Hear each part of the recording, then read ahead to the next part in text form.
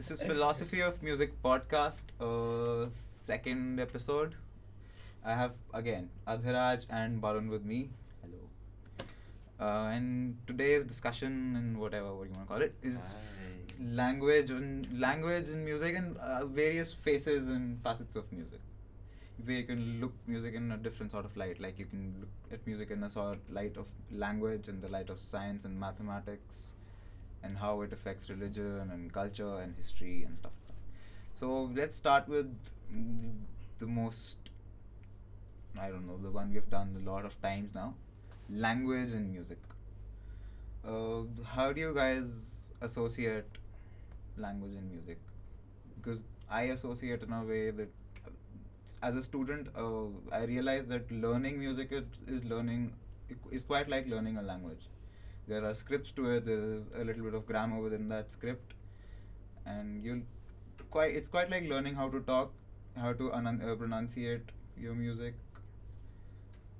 That's a, that's how a student relates to it. How do you, as a teacher and as a musician, relate music and language together?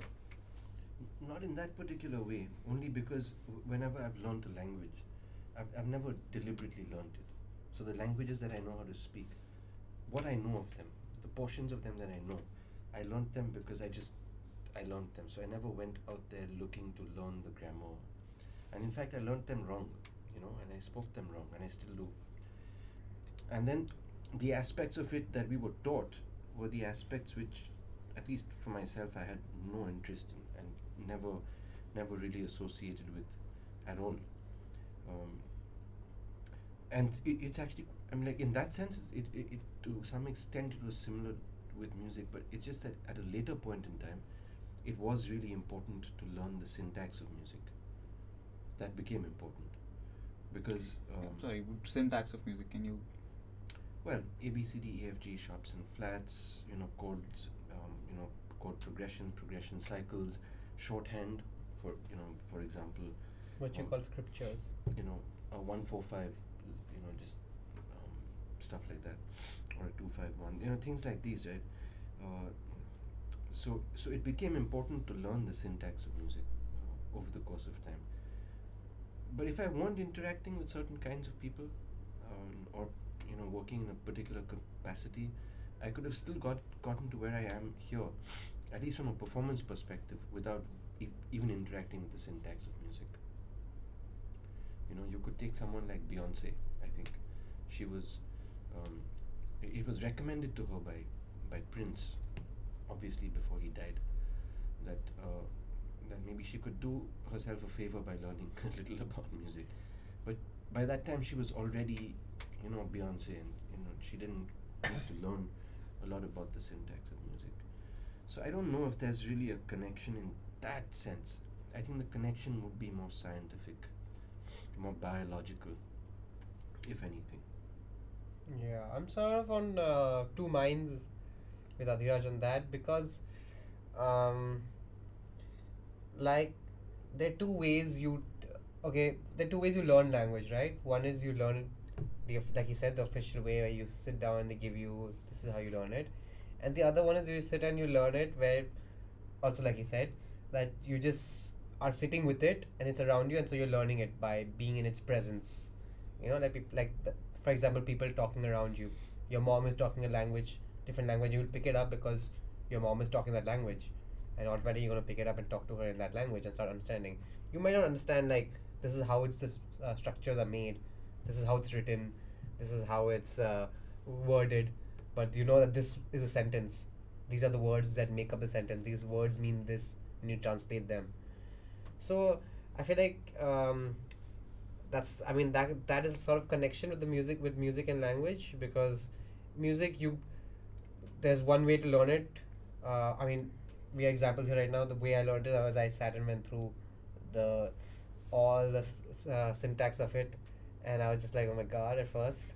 Later I was like, oh, it's important. And Adhiraj just starting, he was just like, music is in me, I am music. And then he's like, oh shit, I need to learn the scripture also. So what you're trying to say is that if music is around you, generally you tend to pick it up. I mean, don't you? Why do kids come to learn guitar, or why do they come to learn drums, or even learn how to sing? Fair enough. But other aspects of music, which is communicative, which is the main use of language, is communication. But music does that as well. How do you associate that? It's subliminally communicative and inherently so because it attracts attention, right? And if it attracts attention, then it becomes an action and reaction thing. So you are responding to it in one way or the other, whether it's internally or externally. So you could respond musically or you could respond visually or emotionally, whichever way. But it is communication in that sense. There's no. It doesn't make sense to argue that point, right? I think the best thing to do would be to just agree with that point and move on. I feel the same. It's like, yeah, sure. Yeah. But in the sense that language has evolved very differently, but music, I guess, is a more of a biological trigger, because if we see animals reacting to sound, and is that the thread which is pulled on when we say communication through music? A large part, yeah. Because if again, I think maybe in the last section as well, I said we probably ignore the lyric because then the lyric comes down to the level of the language itself. Because what is said is, what's invested in the script and in colloquialism. But if we look at just how sound is put together and how sound is then put out and then received, then I think that becomes an issue of emotion and biological only because I believe and I've heard and to some extent I've read and to a large extent witnessed that there are hormonal changes in situations when music is played and received, as a result of which things happen to people, whether they start to cry or move or dance and things like that, which you can't do to them by just waving your hands and or even speaking with them. And even some of the most inspirational, you've got this trend, of these thought leaders across the world nowadays. They're doing concerts and or shows of thousands of people. They always end up using music by popular artists to get the crowd on their feet, charged up, and then ready to listen to that final message of you can do it, you can be it, and stuff like that. So music plays that role, and yeah, it's a very strong emotional bond, I think, that it has with whoever listens to it. Yeah, I think you're just explaining the point you made earlier, which is like it has subtle communication in it. Yeah. It communicates, but like it doesn't say to you that, oh, hey bro, I'm playing the love song, so fall in love, right? It says it subtly. I mean, that's also one of the main reasons why church bands are so popular, and why church employs bands a lot, and choirs a lot. Because when you sing and when you play a band and in the church, you're preaching God through music, and music that's getting everyone charged up. So they're immediately connecting that being charged up to being connected to God, and they're obviously skipping the medium music, not overlooking it, but skipping it because, I mean, it's like you said, it's subtle. It subtly it communicates. So they associate with God, and suddenly they're like, oh, we're even more even stronger believers. In fact, yeah, more spirited. yeah.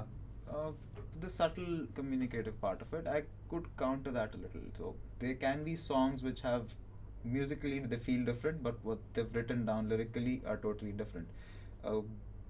Funny but a bad example, like a funny example would be the Punjabi song, the old song which we hear in every wedding, Ishq Tera Tadpaave. A Sikh comedian pointed it out, and it made a lot of sense to me. The lyrics are Ishq Tera Tadpaave. I am being, I don't know, what's Tadpaave English? I yearn for you. I yearn for you. So the words are saying I yearn for you. The beat is heavy and like it makes you dance. So people dance on it on weddings and stuff. But so the subtle communication sort of overrides what actually being said, even to the people who understand it. But now I think you have now we're basically coming into the world of illusions.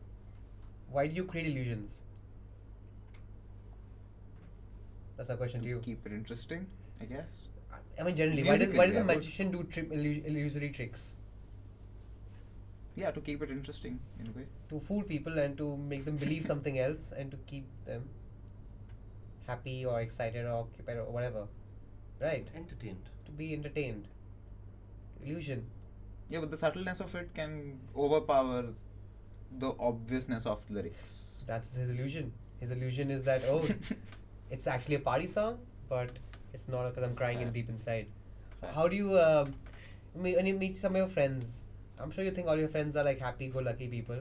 You must be knowing some of them inside are like depressed as hell Mhm. or unhappy with their lives or with their family situations, right? Well, that's an illusion, right? But which power is overpowering it? Okay, you took it somewhere else. Yes, I did. But the place we use communication of music the most is probably movies and motion picture and animation. We talked about Tom and Jerry the last time, and that show practically flows throughout on the orchestra playing in the background.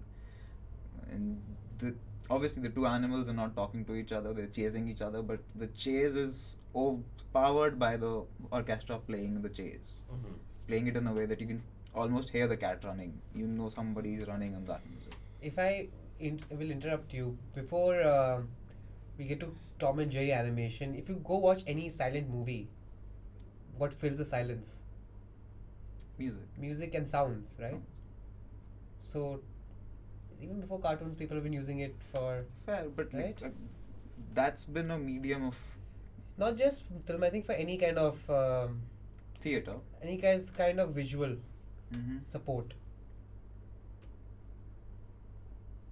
or even and actually any support. Music is used as support for anything.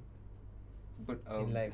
are the pieces that Tom and Jerry talks to me in a way, but are there pieces which you specifically think are good examples of how music can communicate a certain feeling or a certain while watching a movie or a theatre piece or a visual thing? A visual thing. Yeah.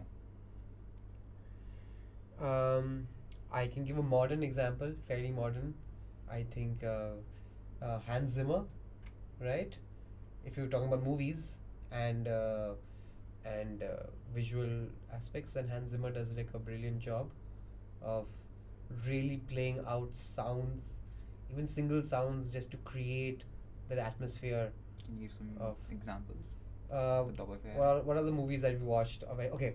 Well, the most popular one now that everyone's talking about is Time from Inception. Oh yeah. That's a really popular piece, and I that mean, it's one of those things that on its own stands out, and funnily enough is easier for people to access than the movie, because the movie itself is very complex, right? But the piece is so simple, but so strong and so powerful. That's Hans Zimmer there. Yeah. but I personally don't feel like that's one of his best works. Yeah, I Definitely. don't think so either. He's done Dark Knight Returns, you know. So he every time he gets fight scenes, you're just like, whoa, it's intense. It's him. There's this movie Gladiator, long time ago, and the music he put in that really plays it out, because the underlying story of the movie is how the main protagonist wants to go back to his family who are dead technically, who wants to escape and go back to, that's the underlying storyline, and he uses music to portray his feelings so well in that, which is again subtle communication, right? The actor doesn't say, oh, I'm feeling sad or I'm feeling hurt. When Hans Zimmer plays that one note on the violin or that melody, it's just like, right? Inception, I think he's done, right? Blade Runner, the new one, 2049. He's done a lot of modern sounds, a lot of synth sounds in that, which gave you a really, really modern feel, right? He knows the sounds pretty well. Any examples you feel is exceptionally good communicative music pieces used in visual stuff? Loads. Like you could pick out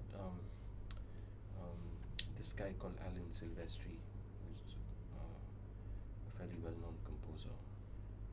John Williams, who's everyone's been talking about him recently, I think, because he's turned 86 years old. Oh. But he's been around for some time, and But these guys are fairly new also. yeah, Like you know, all the new movies. there's a guy called Mark Isham who's a little obscure in that sense, but very very, very nice. And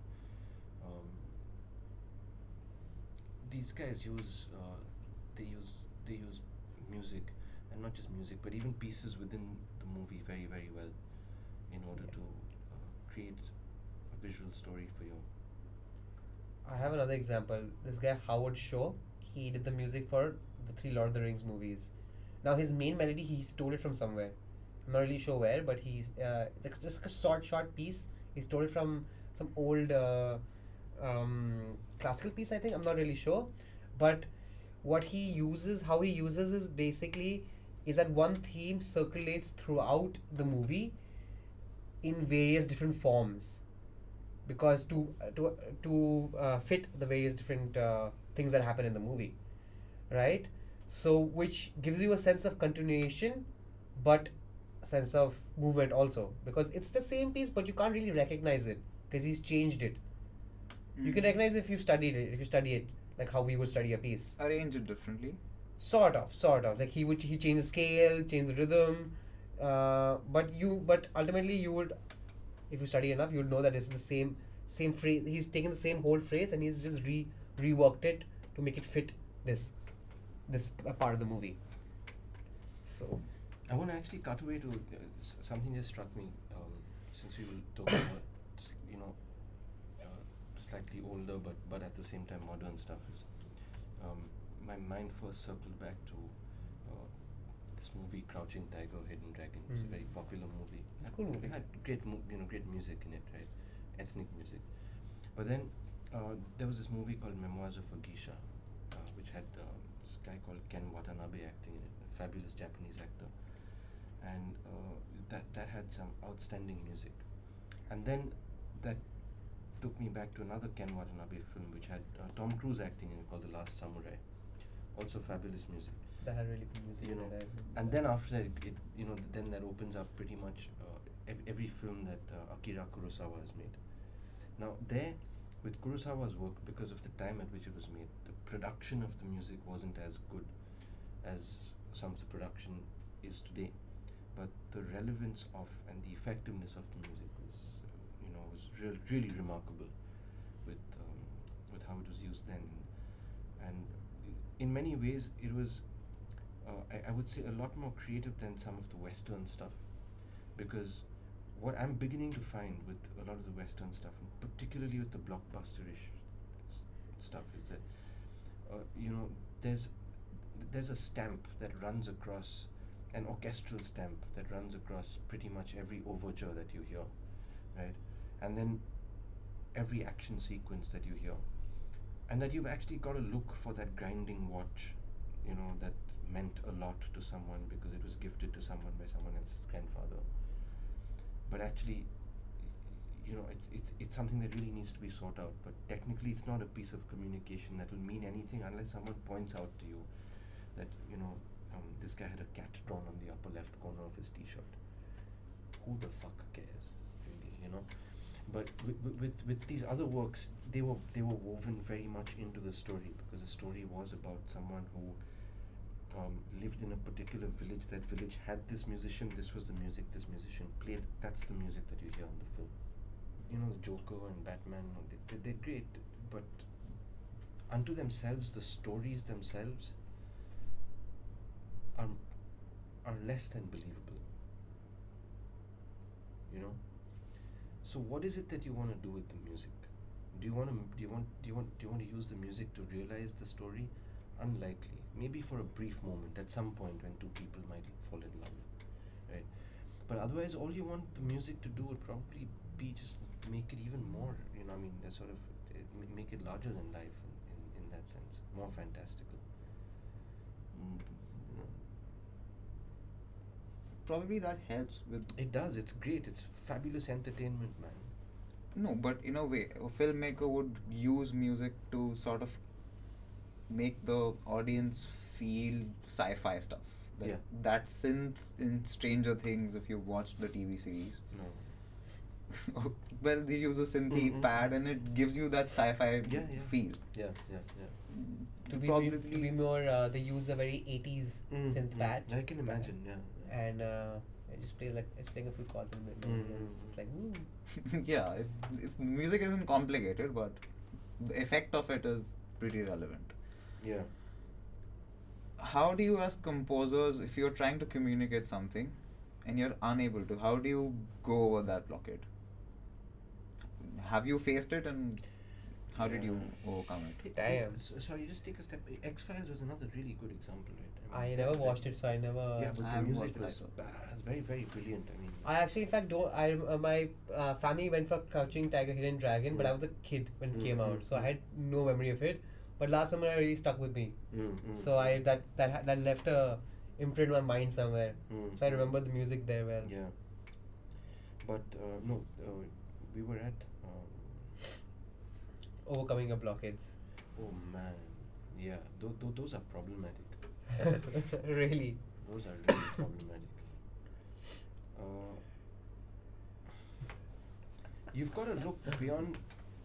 You have to look beyond yourself, and you've got to look beyond what you like, and what you can do.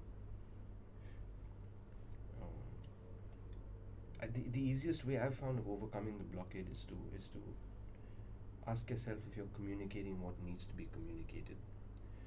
A lot of people will always say, okay, think of the audience and think, but you really can't always get inside the receiver's mind, and I'm not too sure if that's the best way.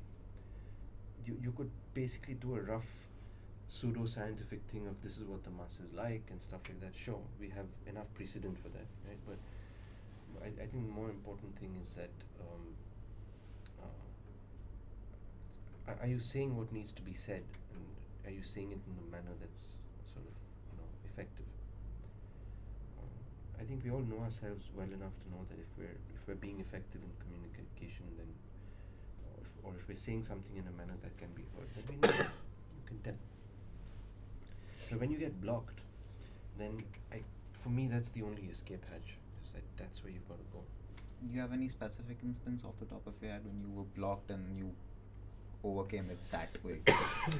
Well, there was one situation when I was blocked and it wasn't my fault.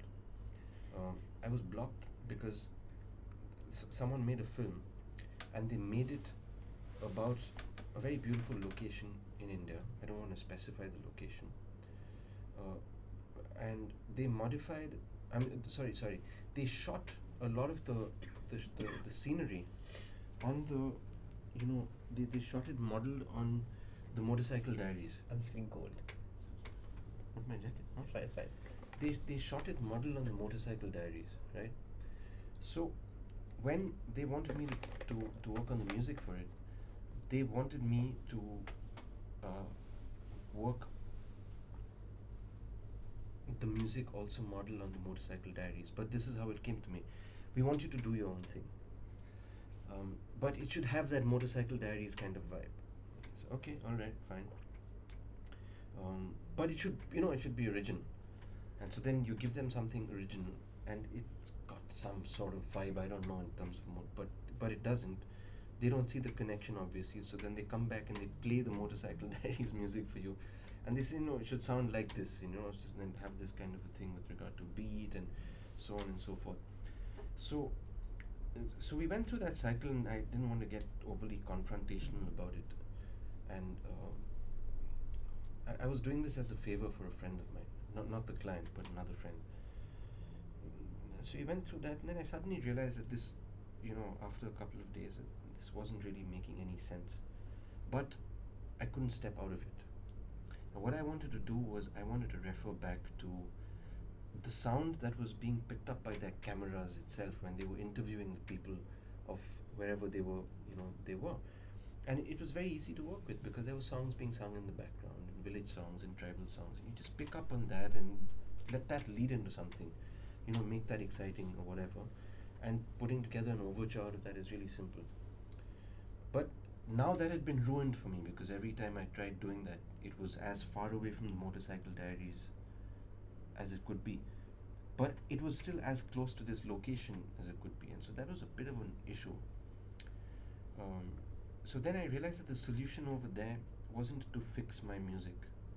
It was to say my piece to these guys and tell them, listen, you fuckheads, get your head straight about this, really, and that actually solved it. It worked for them as well. Yeah, it worked well for them. I think the film saw the light of day. It was published. And I was in a similar situation. This guy came to me and another friend, who both of the co-workers, and he asked us to make a video on his travel diary. And he said we want music like Top Car or whatever that Top Gear. Top Gear. Yeah. Sorry, where those Exactly. three guys go and they do them. Yeah. And we were like, fine. The vibe was different, right? And the first time I put some music to it. I did on my first time I walked on my own. And I put some music that spoke with the shots he had taken, and he was just like, "This is okay, but can you give me some more Top Gear?"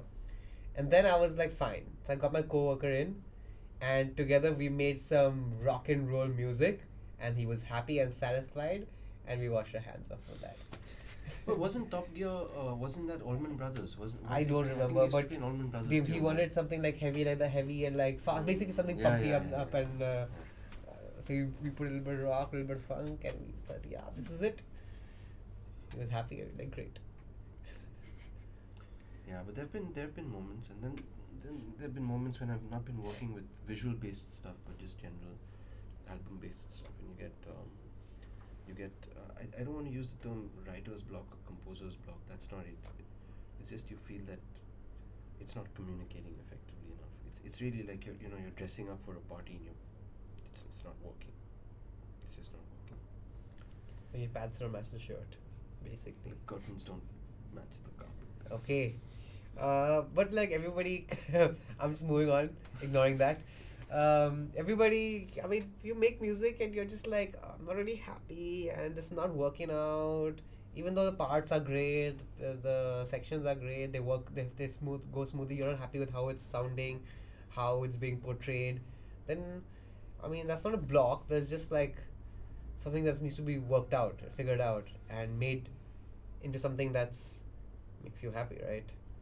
So you just have to keep doing it, I guess, right? Or you just leave it be for a while and then come back to it like, oh shit, this is what I needed. One more thing I would like to discuss, point out at least, is that music can really communicate smaller things, like a AC switch on and switch off sound you know that this was the off sound because it went that way, that was the on sound because it went that way. The ringer on my phone is a alert thing, it really catches your ear from far away. And one thing I pointed out long ago with you, the both of you, was a thing I watched on television, an episode of Boston Legal, a legal drama, where a person was deposing in a court and the person was unable to talk. She could not talk. She had that problem, and she was using a cello to say a yes or a no. So I guess in a way, She couldn't write. I don't know, but They couldn't have a bell where she presses it for yes, doesn't press it for no. Or blink once, not blink everything twice. is Blink Breaking one, Bad. blink Not twice. everything is Breaking Bad. But yeah, that yes or no was I think pretty blink one, audible. blink twice is the first thing anybody would go to, Or raise or shake and In nod that your specific head. episode, the lawyer was trying to make an like a impact over the sad musician has been hurt and needs some legal help. Yeah. It's a TV show. It's a TV show, That's all but we can the do. yes or the and no was phonetically very similar. I mean, you could hear that she's trying to say yes. or Probably no. just like tweaked it and like said, oh. Something very similar. But yeah, even you could do it off the top of your head. Try to make a sound of yes and try to make a sound of no. I mean, you're talking to professionals here. Let's look at another facet of music, which is science. Music is maths and did we finish science. that point? Yeah. The You, one He dropped it you, because you wanna? Yeah, you guys were not talking about it. Oh, okay. I thought you guys like Please, what is he say talking your mind. about? Huh? Say your No, mind. I just wondering. I mean, I was wanting to know. I would love for you to talk to like. Like, I was. What was your point? My point What is that if you want to elaborate on it, that music can easily tell you smaller things. A yes or a no, music can do it. The ACs on the music can indicate it. See, this point with regard to the appliances switching on and off, I think that, yeah, those are sonic cues. I'm not going to honestly, for the sake of art, I'm not going to put those into the realm of this conversation, you know. If we want to expand that and say that, yeah, because it's a musical sound and things like that, then, you know, it can tell you on, off, etc. But, you know, you could also have 4 beeps of the same tone and 1 beep of one. So that's really irrelevant. With regard to, I think the smaller things would not be the yeses or nos, Tanmay. I think the smaller things would be the ones that are even more dubious, even more open to interpretation, even more subtle. Those would be the smaller things, you know. Those would be the cat in the corner of the t-shirt kind of affairs. Or, you know, it's like my response to an untuned violin, you know, or it would be an individual's, let's say, mania when he spends a couple of hours with the Quentin Tarantino movie and he cannot take the quality of the sound any longer, just because that man focuses on a particular kind of sound. You know, like, I mean, you see me, I'm getting agitated just talking about that phenomenon because it drives me nuts, right? So for me, that is a small thing. And anyone who's sitting next to me watching a Tarantino film, like, wonders what's happening to me, because for them, it's not a matter at all. It's just he's got music playing. There's a lot of it. They wonder why it's driving me nuts, but it drives me nuts, and it's a small thing. How small is it? It's a control knob, you know. I'm just going to interject. But a lot of things drive me nuts. Well, yeah, there is that, you know. But for me, that's a small thing, you know, like, you know. So. Yeah, well, that's true. A lot of things do drive me nuts. To But clarify, that was- okay, sorry. No, Yes. I mean, yeah. To clarify on the AC point, my AC in my room switches on with a na na na na na na. That last na goes upwards, and when it switches off, it goes na na na na na na. Did it sound exactly the same? No. You know what I did? Because it drove me nuts, I disabled the sound from it.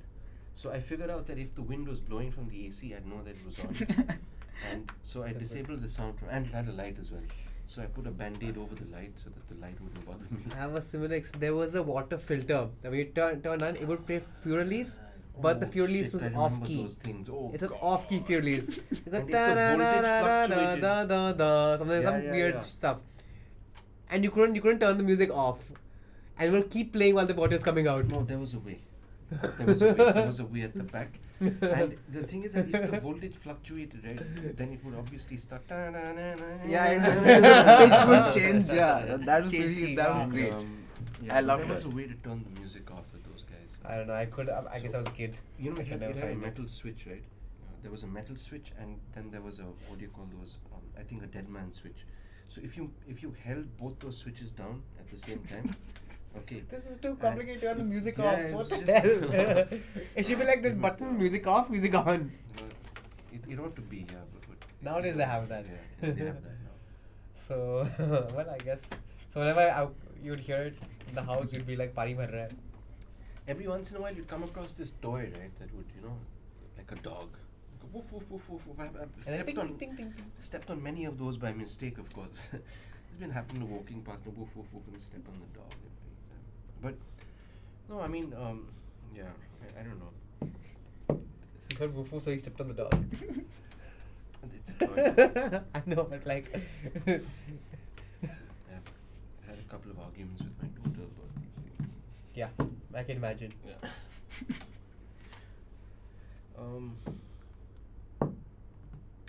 Yeah. Smaller things for me would also be that let's say you took a song or you took a okay, fine, let's take a Tchaikovsky piece, right? Let's take any of his waltzes, you know, or you take a Beethoven, you take a Beethoven symphony, you take one of the movements from there, something like that, right? And you've got fundamentally what what the symphony says, right? Which could be large and big and this, that, and the other, and any exalted thing that you want to say about it. But then there's what the basses are playing just for 16 bars. Just for 16 bars, this is what the basses are doing at one point. And if at some point in your life of listening to music you were to catch that, it will drive you absolutely crazy because it's so beautiful. Now that to me is a small thing. And it's small because it could easily just swing past. Because everybody's caught up in pa pa pa pam, pa pa pa pam, and you're not going to catch what these guys are doing, or with any of these big things. But then suddenly you find that these guys are bouncing a bow, and you wish you could bounce a bow like that. Yeah. Oh, man. That's a very musical way of looking at it. Not very. I mean, is there a communicative aspect? It to is, because then I realize that that's the one that's driving me, right? It's not the stuff that's happening at the top. It's the stuff that's going dum dum dum dum dum dum dum dum, and you've got these guys who are riffing in the 1700s or 1800s, something like proper riffing, and it's rock and roll. There are a lot of It's rock and roll, to me. In the It's rock and roll. It's dancey. It's crazy, and for me, those are the small things. Yeah. So the next aspect of music would probably be science and math, sort of overall outlook of music, because a lot of mostly it is, if you take out the perception of it, is science. Music is science. It's just airwaves changing, how many airwaves are hitting you at what I think point. you've got it wrong. It is the other way. Yeah. It's if you introduce the perception of it, then it's science, right? Yeah. Science is just the way that we use It's to the only way you understand can perceive its it. natural appearance in the world. It's not science naturally. Subjective perception, sorry. Maybe that. Sure, Reception, sure. I think you might want Yeah, to say, not okay. perception. I like that word Perception. better. But yeah, so as teachers, what is the relation there? How would you explain relation between science and music to a student? And as musicians, how important is it to know that relationship, and how do you juggle with it? Me? I don't really show science to my students because they get super bored. You Unless do they to are... me. Yeah, because you were interested in it. Okay. If some students interested in science, then yeah, show them, teach Listen them. to you speak now, man. Many students are not. They're just the kids, right? They're just like, who cares about science? We want to play the swan song that we learned, we heard in the radio, and go home and play with our friends, right? I don't think you really need to know a lot of science to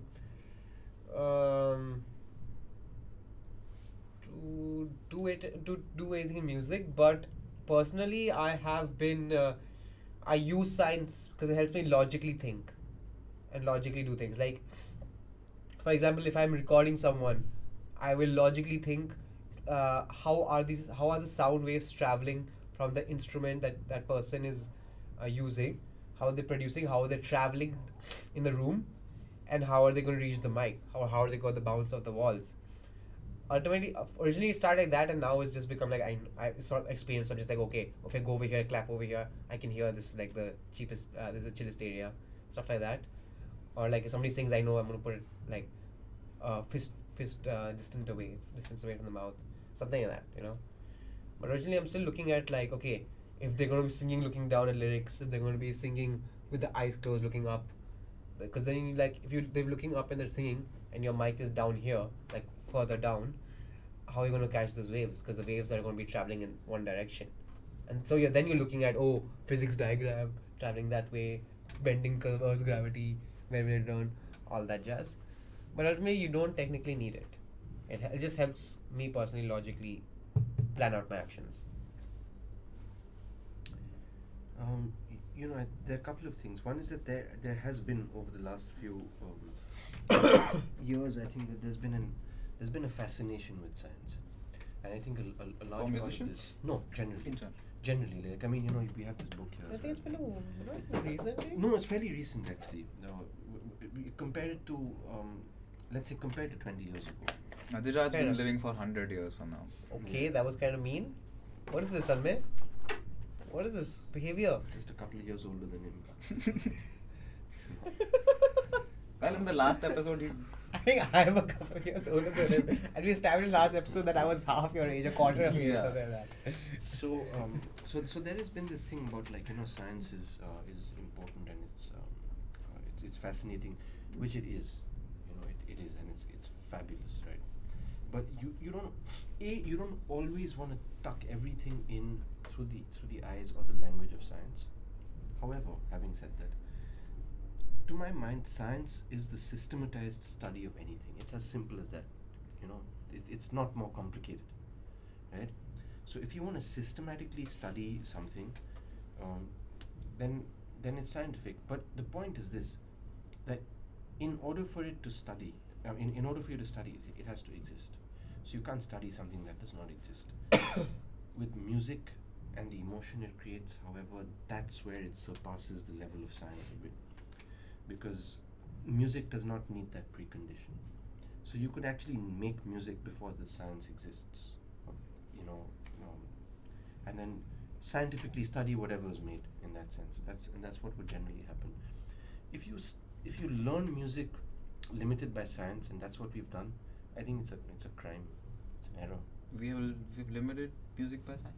Yeah, because it's a catch-22 thing, right? So I make a table, right, and I put it on this, and now you study that table and you say it's got so many molecules, and after so many centimeters it bends, and it bends at this angle and this, that, and the other, and years later we realize that those are called right angles and those are vortexes and this, that.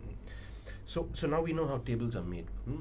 Next time I go to make a table, I actually first study how tables are made, then I make tables. You know what I'm saying? Which is what we're doing now. And it's the safest way to make tables, so that you don't make bad tables. But we're still making tables that are worse and worse and worse because we've forgotten how to paint now. Besides the point. But if let's say you go to someone else and you say, okay, they don't have this information about how tables are made, and they don't make it scientifically. They make the table first, and then we study how that particular thing was made, and then maybe we realize that there are no right angles involved and no vertexes involved in this piece. Now theory becomes different. Now the science becomes different, because now structural physics works totally differently, So I think that if we're going to learn music limited by its own science, then we're probably we're ensuring limitations. We're stifling our own growth. I actually have examples to back Adhiraj's thing, because I mean, even like the craziest jazz that you hear, where you're looking at intonal harmony, which is basically like you're not in the key, you're playing some random chords, and the melody is in some certain key, right? Which doesn't, if you listen to it, it sounds kind of creepy. But there are, I think, like 2-3 people who have broken even the scientific rules of following, like last time we discussed the TET system, right? Like I think Miles Davis is one of them, and recently Jacob Collier, or how do you pronounce his name? And what they do is I think Miles Davis has this one album where each chord he has changed the tuning of, and not by saying like I change the tuning of my guitar, but by changing the frequency up cents or down a certain number of cents. And then he's not anymore following the certain mathematical equation of this is what a scale needs to be, this frequency only. In that one thing, he's changed so there's one example of this one song, I don't remember, but I was reading about it, and he plays a 3 chord in which there are 3 G's playing, but each G sounds different because it's at a different frequency, a different sense than each other. One is at like minus 33, one was at plus 7, and one was at I think like minus 13, minus 12, something like that. But they all sounded slightly different from each other because he's not in that mathematical equation anymore. And that's what Jacob Collier is doing nowadays. That's why people are going crazy over him, all these new age jazz and R&B guys. So that way that's why we should like break out of the science and the thing. It helps us get understand what we already know. It helps impart the knowledge that okay, this is what we've studied and we've understood. Great. Now everybody is doing that now. That like Adhiraj said, right? But like these one offshoot guys, they come and they're like, why should we do that? Right? Make it something else. Make it something different. Break the rules. Break the rules. Learn the rules and then break the rules. As instrumentalists, how important? I'm low on time. last question. Sure. As instrumentalists, how important is it to know the mechanics and the science behind your own personal instrument? So an example I can give you is, maybe it is not applicable on stage, but if I have to play a song to my friends and I don't have an aux cable with me and I'm wearing a guitar, I can just put the speaker in front of the pickup and the sound is picked up. You need, Congratulations, you learned why it's called a pickup. yeah, but you need to know that there's a magnetic thing going on inside the pickup. You need that much amount of scientific knowledge to understand. If you didn't know that and you had just put this phone to the pickup and you play the song, would you have cared and just be like, yeah, I can play like this, I don't really care? I made a bad example, but are there is there stuff? So you put your need to phone know? speaker to it, or you put the actual The phone amplifier? speaker. The phone speaker. And then the sound of the phone comes out of the amplifier. You should try it sometime. Oh no, that Through the pickup, right? If you yeah, that's what these guys do. Yeah. Okay. Yeah. Sounds like shit, man. Sounds like It shit, does sound for like sure. it. So I don't, Are there things that you need to know about your instrument mechanically to be in your proficiency, I guess? Helps, definitely, I guess. for sure. Instances? Can you give me some instances of where it's helped you or someone you've seen? Up the fret, higher the pitch. Down the fret, lower the pitch. It helps to know that, man. It of course it does help you, and in fact, the more the greater detail you have, greater insight you have on that, the better, because that it gives you precision. One of the struggles that we face, if we're looking at music as communication, right, is how is it that we can precisely say what we want? And so where are our failures? Our failures, not only did we say the wrong thing, did we hit the wrong note at the wrong time, but then, was it expressed in the wrong manner? Did we not get the right pitch? Stuff like that. So that way the mechanics of whichever instrument you use, whether it's your voice or a pitched instrument or a non-pitched instrument, the more you know it, sure, the better, for sure. Yeah, definitely. I can give an example of this because you imagine drummers, they don't really need to care about their instrument. But if you go to a really knowledgeable drummer, you'll see he will listen to each tom, snare differently and tune it differently depending on the song he's playing or the band he's playing with. Because he knows that in these songs, these toms are not going to fit if they're slightly detuned. If they're too loose, they're not going to sound nice. They're not going to communicate well enough with the band. So I'm going to make it slightly tight. I'm going to make my tom slightly tight so that it gives... That's why do you hear rock basses and snares so tight? Right? I mean, otherwise all the snares and basses in the world and all albums would sound the same. I mean the kick drum and the snare drum. Right? That slight tuning. It's not a big tuning difference that anybody could make out. You have to be you have to know the instrument and know how tightening that instrument works and how much tightening it will increase its tightness. Have you ever, either of you, dwelled into the science of your instrument and it made you realize something about the instrument and help your playing? Help my playing, I'm not sure, but I've definitely been when you mess around with the instrument, then you know how it's made, how it's constructed, then you can imagine more possibilities of things you can do with it. I don't know, I've never tried it while playing, but I've experimented with different wiring systems and changing for just if I had two pickups and I changed the wiring, what would happen if I flipped the wiring around? Thank God the ones I used were not some really complicated, wasn't a double coil or anything, it was a single coil, so when I changed nothing really happened. I think when you change double coil, it fucks it up because the two coils go into two different systems. They burn. The double They coils. get burnt, Yeah, something. Thank God mine was a double coil because that would have happened. Yeah, taking up how your frets are placed into the fretboard, how your bridge is been built. All this just helps general. You can understand and you can control your thing more. So you can do your own. I'm losing the word.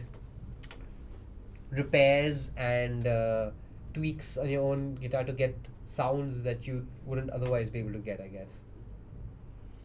Yeah, I, I know pretty much everything I can know about the instruments that I play. But I know them before I actually played them, because the first thing I'd do is I'd rip them apart. So I used to have a habit of sticking my head up, into the piano, hiding there, things like that, just, hiding behind it and tearing apart things, stuff like that. So, that process itself teaches you a lot, because when you screw up someone else's guitar, you got to fix it. And then you learn that, you learn lessons that, Fevikwik, for example, is not a very strong glue My God. when it comes to gluing the top back on, on a guitar. And that if you've bent something out of shape by wetting it with a towel, you can't bend it back into the same shape. So there are a lot of things that you learn which are interesting. But other than that, like sonically, I think the only thing that I might have learned scientifically is where the harmonics are placed. Other than that, and funnily enough, that's the only thing I don't remember. I feel like I can actually debate this a little bit more, because I have shown you this video. First, a really sad thing is most people nowadays, they don't know what instrument a piano is. Like, they know that piano is a piano. Heart being hit by its thing. Yeah, we technically consider it a percussion instrument No, or a it stringed depends. It's instrument, both. It's right? both. Consider both, but people Yeah. don't know that. To me, in my head, it's a xylophone, but instead of Whatever.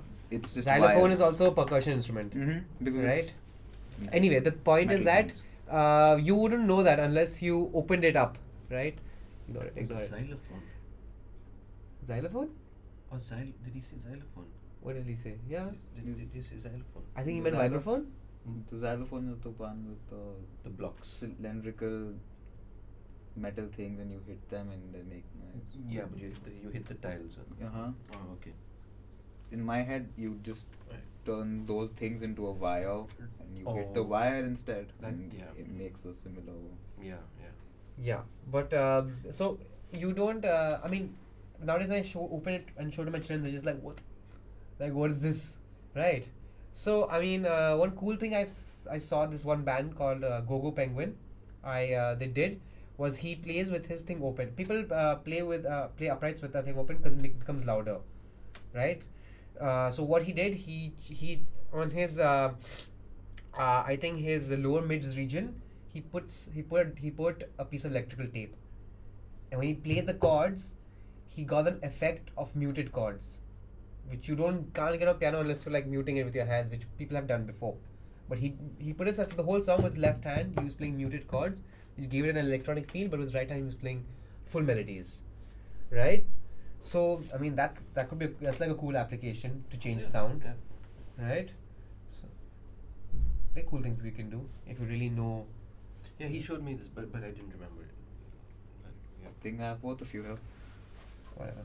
Okay, fine. See ya. We have two more fast faces left. We can probably cover that in the next one. That'd be great.